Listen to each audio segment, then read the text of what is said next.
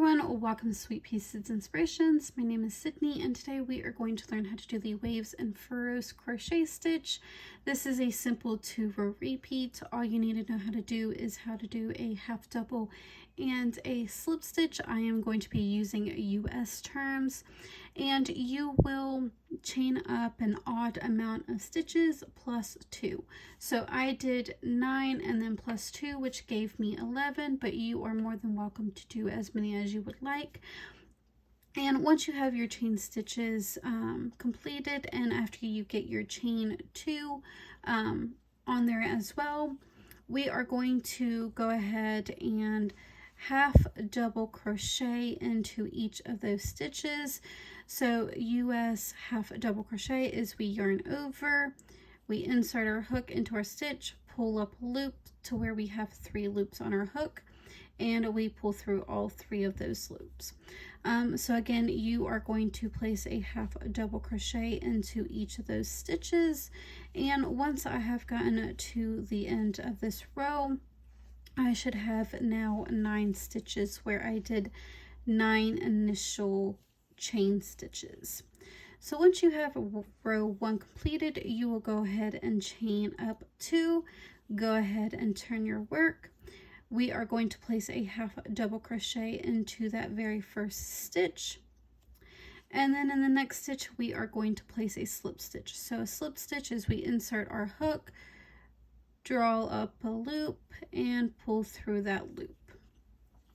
And then the next stitch, we are going to do a half double crochet. And then in the next stitch, we are going to do a slip stitch. So you'll continue repeating that until you have reached the end of your second row. And you should end up leaving off with a half double crochet. So that is the 2-row repeat. Again, once you have gotten that second row repeat, you'll go ahead and place a half double crochet in each of those stitches. And then for the second row repeat, you will alternate between a half double and a slip stitch. And I will show that one more time after I get the first row repeat completed.